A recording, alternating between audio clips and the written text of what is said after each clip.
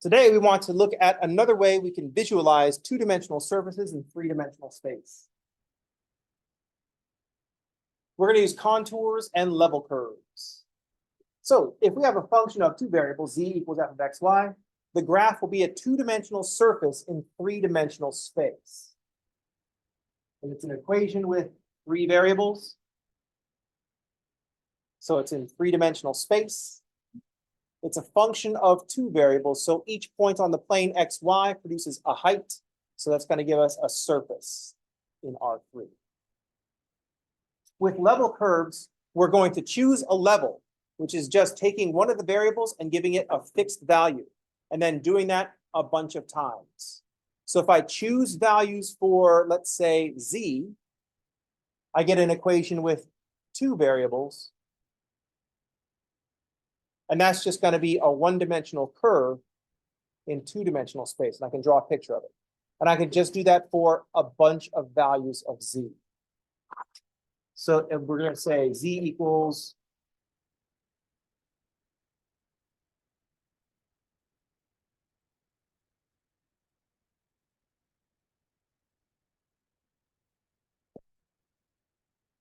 we're going to choose a bunch of values for z, and we'll get level curves. So notice that f of xy equals 0. This is an equation in two variables. So a one-dimensional curve in R2.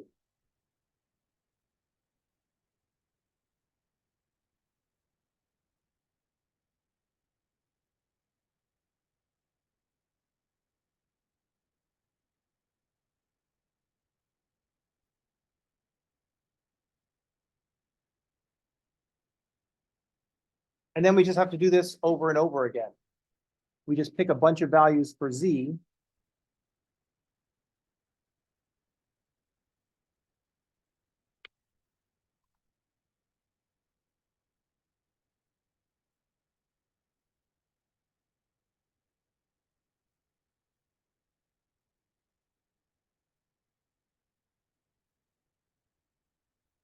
Need one more to complete the set.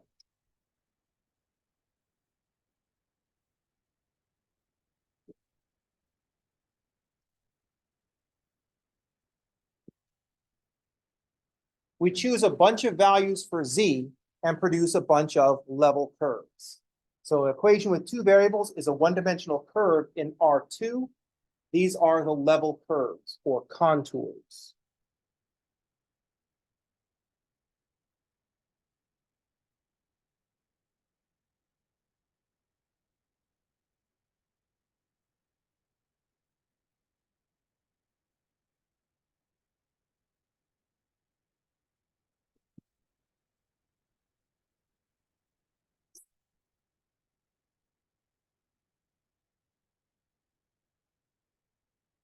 Then we just pick enough values of z to get an idea of what the shape should look like.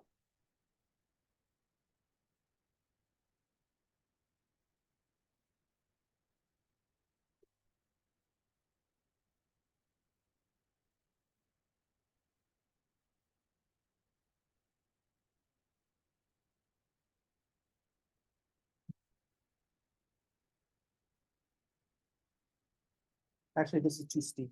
I want to turn this 90 degrees. Actually, I'm not going to turn it 90 degrees. Maybe I am.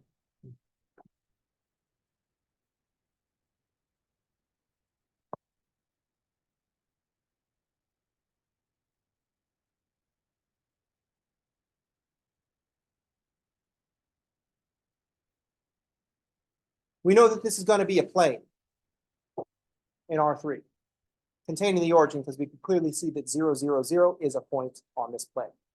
So we know a lot. We can picture it already. You have take the xy plane and tilt it with a slope of 1 in the x direction and a slope of -2 in the y direction. So you can picture the plane. Is everybody picturing the plane?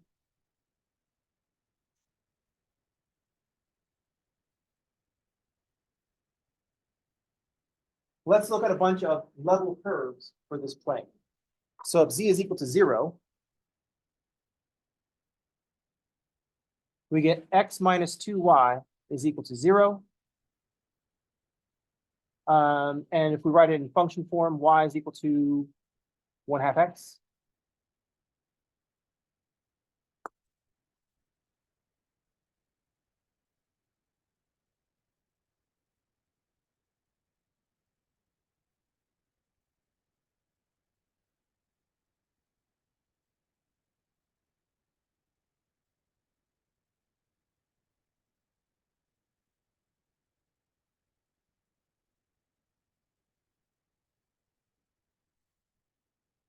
I picked z equals 2, not z equals 1, because I knew I was going to be dividing by 2.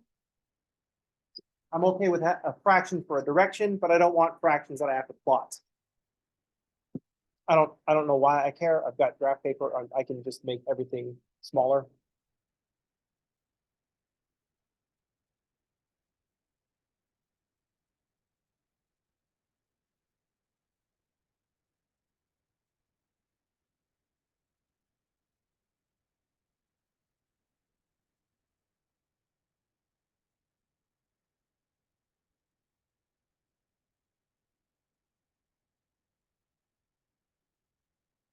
We can go the other direction as well. We can have negative values of z. You know this thing goes on forever.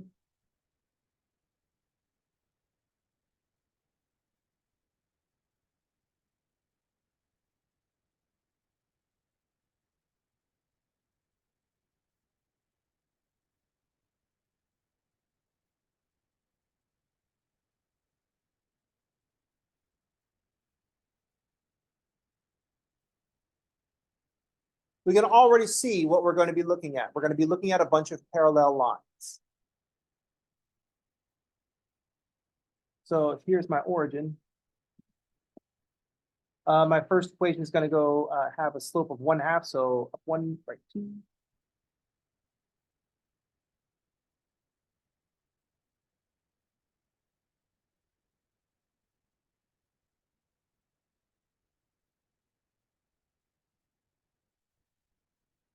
There's the level curve for z equals 0.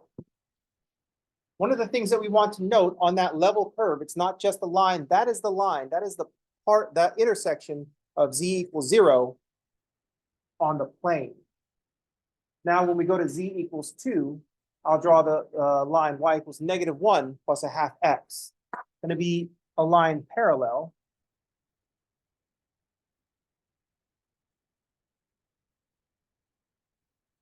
And I will note that this point, this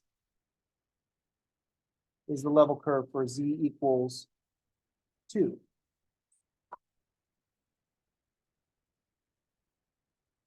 The level curve for z equals 4 will be just with -2. So just drop one more. Here's our level curve for z equals 4.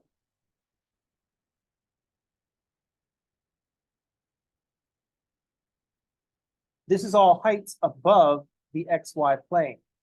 So here's the x-axis.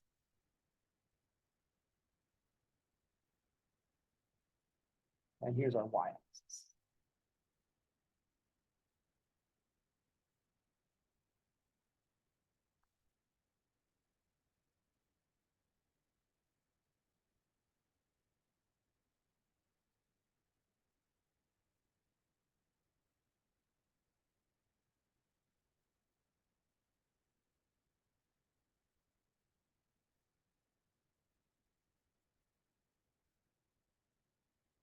So we're looking at a topographical map of this plane. We can imagine the plane. Here's the x, it goes through 0, 0. So here's the xy plane. And we can see in the x direction, we've tilted it up.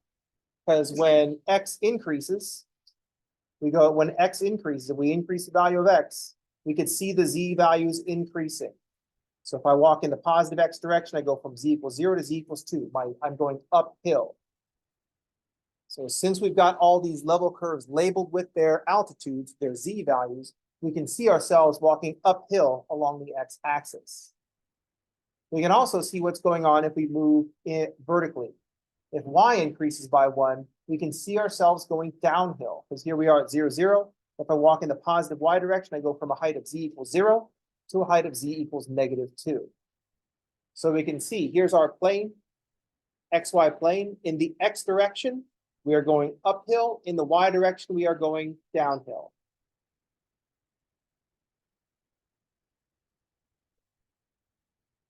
And furthermore, because it's such a simple object,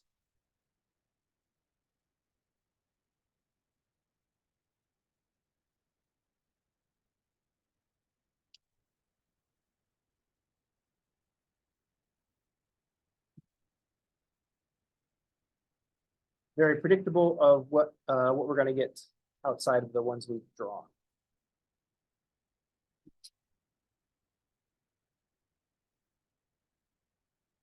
So it's important to note that it's important to know what the z values are. If I don't have those z values, I don't know which way we're headed. Are we going uphill or downhill? We know that this is a plane, but we can see ourselves walking, going uphill in the x direction.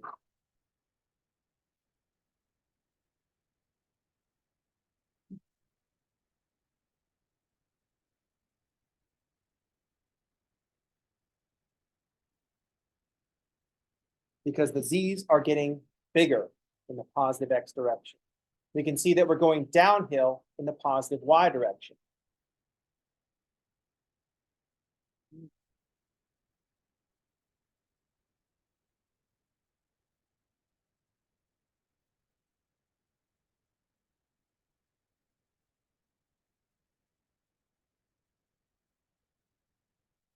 Because if we move in the positive y direction, when y increases by 1, z has decreased.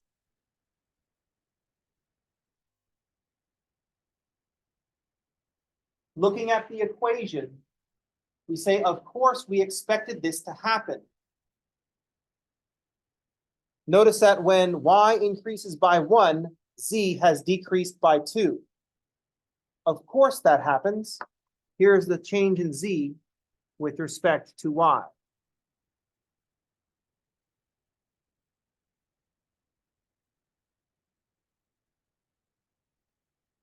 So of course we're moving downhill in the positive y direction. Moreover, when y increases by 1, z is decreasing by 2. In the x direction,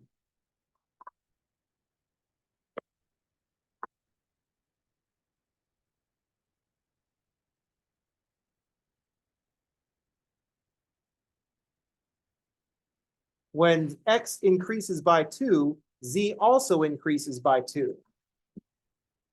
And so there's the dz dx.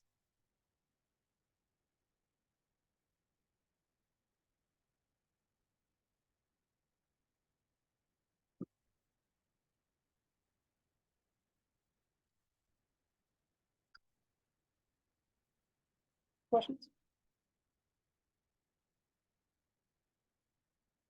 What makes this a plane is not that we see a bunch of parallel lines. What makes this a plane is that we see a bunch of parallel lines and also evenly spaced. They're all evenly spaced in height. They're all 2 units apart. Any questions? There are 2 things that we're looking at when we see this. Those lines are the same distance apart. All those contours represent a change in elevation of 2 units. That's why we see a plane in these parallel lines. Any questions? How's everybody okay? It's too close to the end of the week to have any questions. Especially now in the second half of class, I can do whatever I want and no one will have any questions.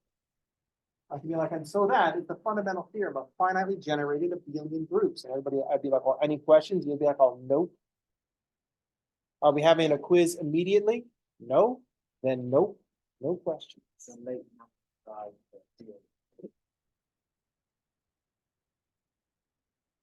No one's going to ask a question in the last 5 minutes of class. Like, would you like to know the answer to 5 problems on the final exam? You'd look at their watch like, oh, actually, no, not really. I'd rather just leave and remove myself from your presence. On Monday morning at 12:12, people be like, oh, yeah, start that discussion. But Friday, everybody's like, oh, nope. Even though it's only Friday week 2 of 17 weeks. I want you to know that I'm always trying to talk you out of going to college. Right. It's harder now because you're like in Calc 3, so you feel like you've kind of like progressed a lot. So, but I'm always trying to talk you out. It doesn't really work. Like I'm committed to this course of action. That is, I also enjoy being in debt. Kidding, I'm not in debt. I mean, this is like Still expensive. I mean, it's free, right? For some people, Yeah. That's still way too fucking expensive. So let's look at a different set of parallel lines. We just have to be careful with how things are labeled. Generally, when we see like a bunch of lines like this on a contour, it's understood that those lines are going to be like evenly spaced. But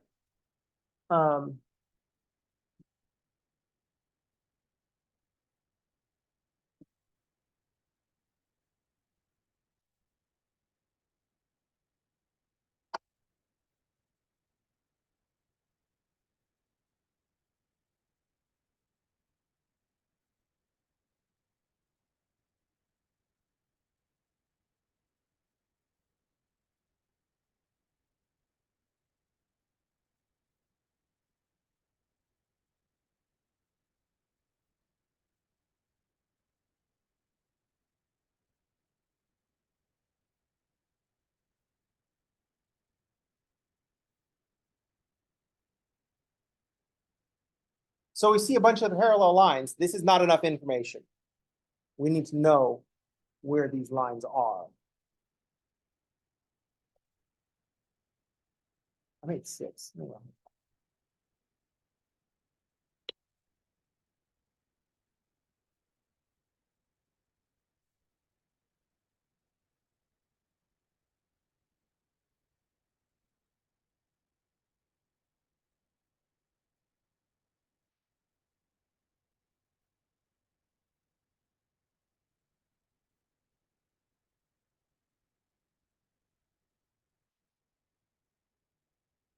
Visually, the parallel lines are evenly spaced, but they're representing different changes in height.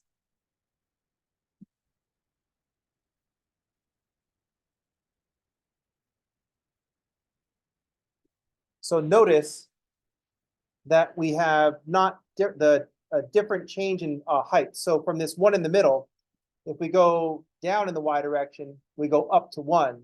But if we go up in the y direction, we also go up 1. And then it actually gets steeper from the z equals 1 to z equals 4. It looks like it's the same. We have the same change in y, but our elevation increased by 3 rather than just 1 more. So these are deceiving parallel lines. They thought the parallel lines indicated a plane, but all of them were deceived. For he had written the level curves in a parabola.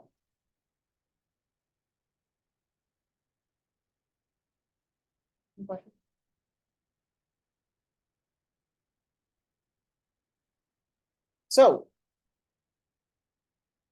once again, in a math class, one of the three great tricks: add 0, multiply by 1, then drop it back to an easier problem. Take our surface, our 2-dimensional surface in 3-dimensional space, do something to make that an easier problem.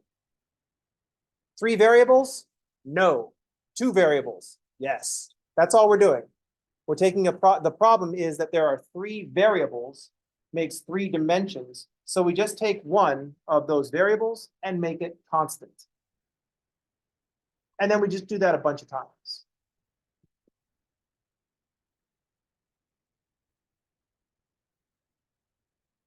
Let's look at another surface.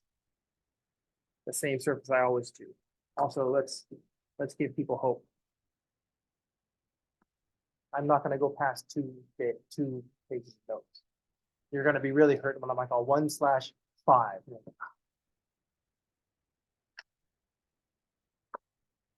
I'll commit to it. This far and no farther.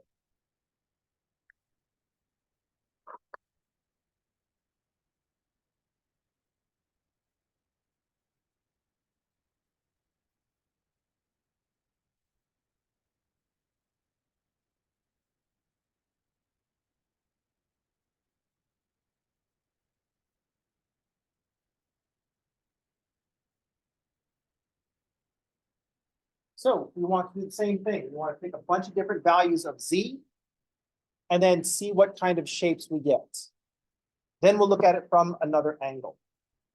So if z is equal to 0, then we get this equation, x squared plus y squared is equal to 0. What does this correspond to?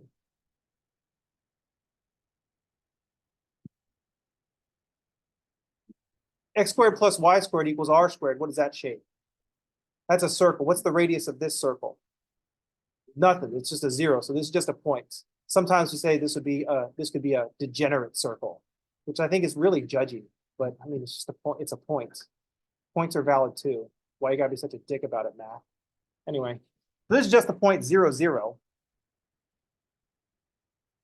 I'm not straight. And then if I think z is equal to 1, I get x squared plus y squared is equal to 1. And what do we get there? That's going to be a circle with a radius of 1. We can see what the contours are going to look like. They're going to look like circles. Different radiuses. So we're going to have a circle of radius 1. 1, 1, and then this is really hard. It always starts off nice. I can do the second quadrant pretty good, but all the rest of them are kind of messed up. I can do the second and the fourth quadrants pretty good, but the first and third, I just can't do it without just completely changing where I'm coming from. Yeah, squared it.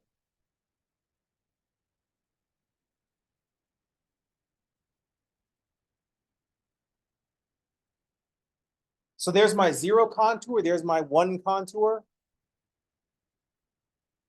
If I do z equals 2, I don't want to try to deceive you with my contours. What's the radius of this circle? Now Square root of 2, so 1.4. So I'll make a circle of 1.4. Notice that this circle is closer to the previous contour.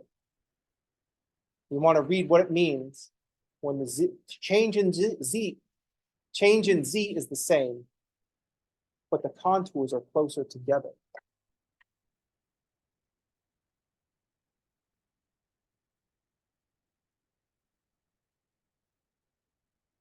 I have a great circle drawing machine upstairs. Problem is, it's upstairs.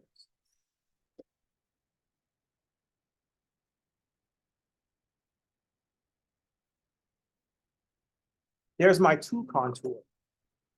Where's my z equals 3 contour going to be? What's the radius? Square root of 3. So the radius is square root of 3, which is about 1.7 something, 1.73.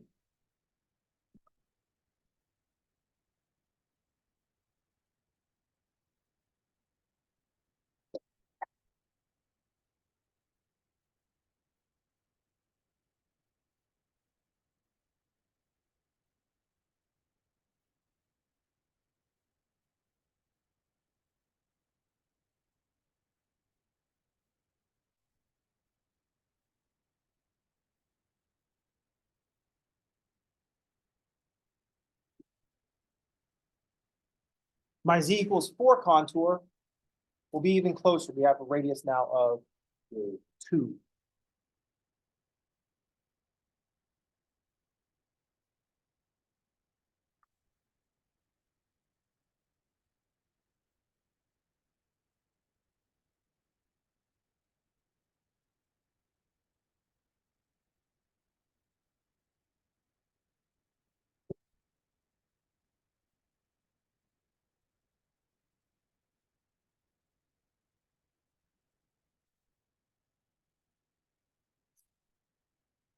What we want to notice is that the cross sections are all circles. And as z increases, the circles are getting closer together. So our level curves are surfaces. Sorry, our level curves are circles.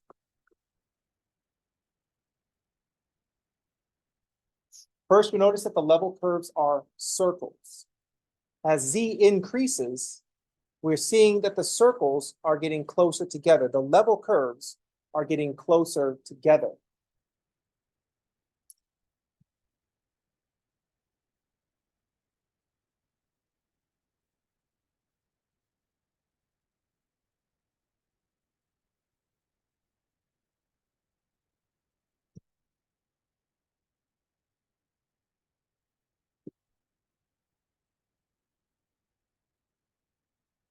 And we can see that in all the radii.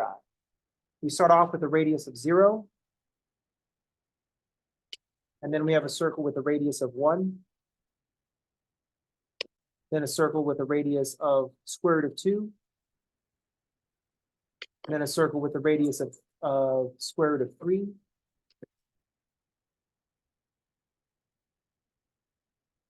Then a circle with a radius of square root of 4. We can see these circles getting closer together.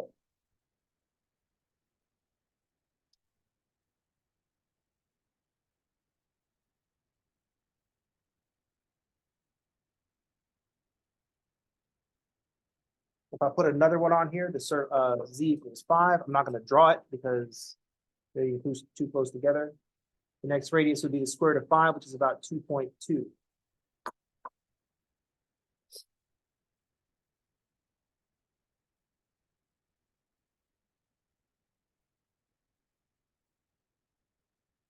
We get the same change in z for less change in radius. So that indicates that the circles are getting closer together, so our sides are steeper.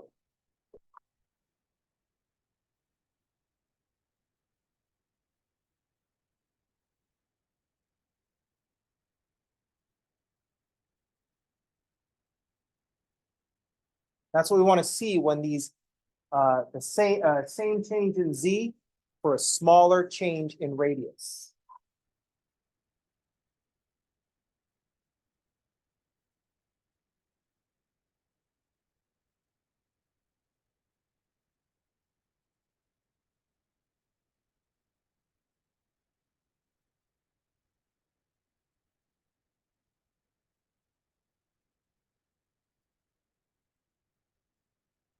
We're getting the same change in z for a smaller change in radius. So the sides we can see are getting steeper.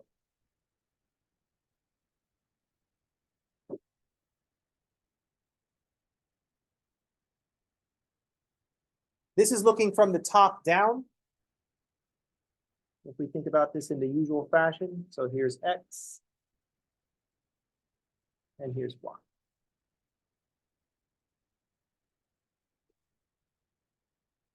Yeah, a circular paraboloid.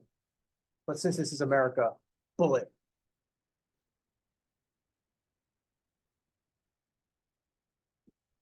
So this is our top view. We can also look at this from the side. These are the contours. These are level curves in z. We can also look at level curves for any variable we want. The goal is to take 3 variables and say, now make one of them constant. And then just look at a bunch of values for that variable, right? It's still just taking 3 variables and saying, nope, 2 variables and 1 constant.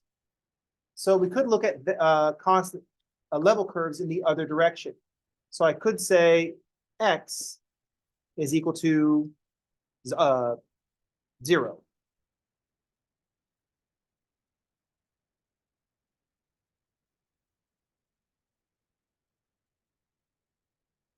That would give us this level curve, z equals y squared. So if I'm looking at this from the positive x, a side view, I'll see the parabola z equals y squared. That fits with what we've concluded already. If we look at this from the side, we know that the sides are getting steeper. And if we think about looking at it from the side, we'll see that outside parabola where the sides are getting steeper. If we look at the other level curves where say x equals 1, then z is equal to 1 plus y squared.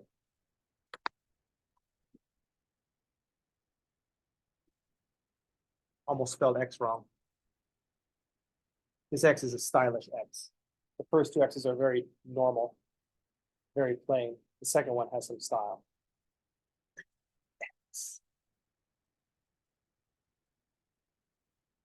Notice that our curves, our level curves here are not getting closer together.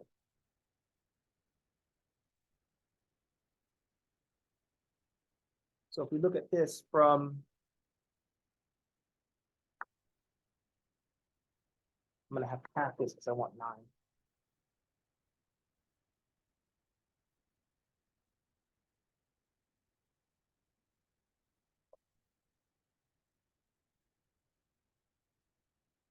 We're going to see a bunch of parabolas, all the same y squared shape, but shifted up and down. But if we look at the level curves here, as x increases by 1, we see the change in z's, the change in the level curves getting farther apart.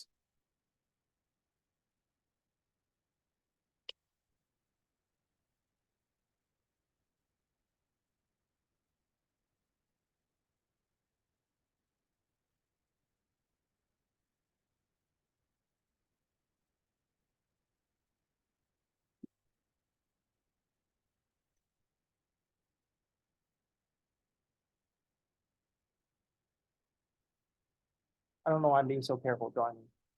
Maybe it's because it's Friday.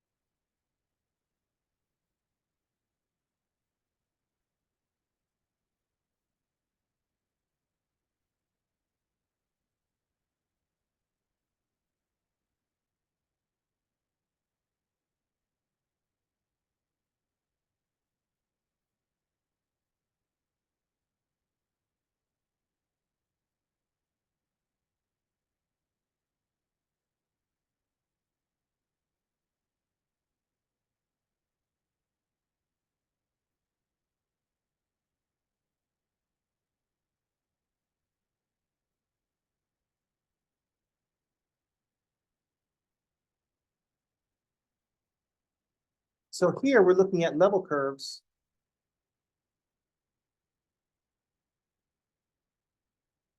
Here we're looking at level curves from the side. We're standing on the positive x-axis and looking at our shape, and we can see all these different parabolas going up. Here we're looking at, down here we have the y-axis, and up and down we have the z-axis.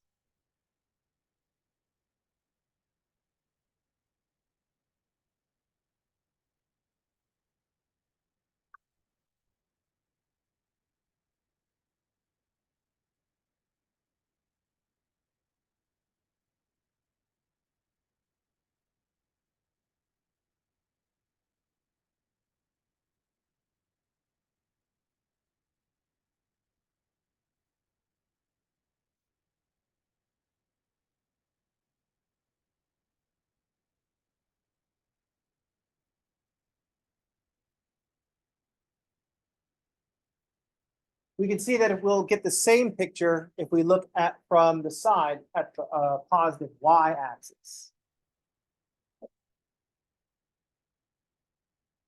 So we could try to draw a 3/4 view.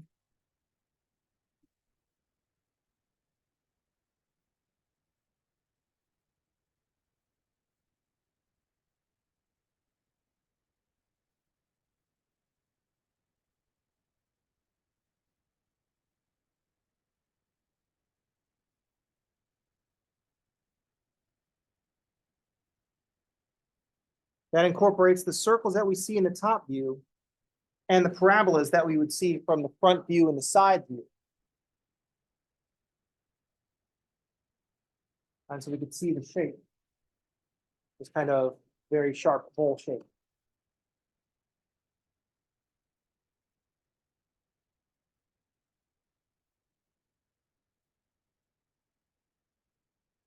This particular shape we'll call a circular paraboloid.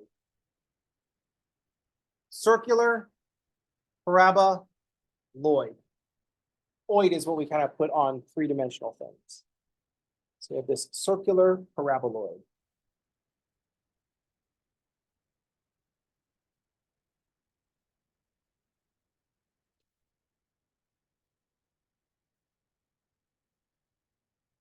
Those guys that stand on the sidelines with the microphone at a football game, that plastic shield around the microphone is a circular paraboloid. And the microphone part that picks up the sound is sitting at the focus of each of the parabolas as you go all the way around. So that way, all the sound that comes in from whatever direction it comes in and hits the clear plastic shield, and it gets directed right back to the focus. And so that's why you can clearly hear football players when they run into each other, and apparently that enhances your enjoyment of the game.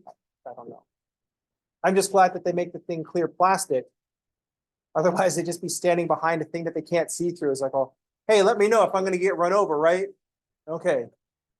And then so, because his friends would be like, oh, yeah, we'll tell you. Then all of a sudden, it's like, oh, that sounds like it's getting, blah, it gets bowled over. All right, so this is level curves and contours. It's a way of visualizing a two-dimensional surface in three-dimensional space by looking at it in slices. That's it for today. I will see you all on Monday. Everybody have a good weekend. Thanks for playing.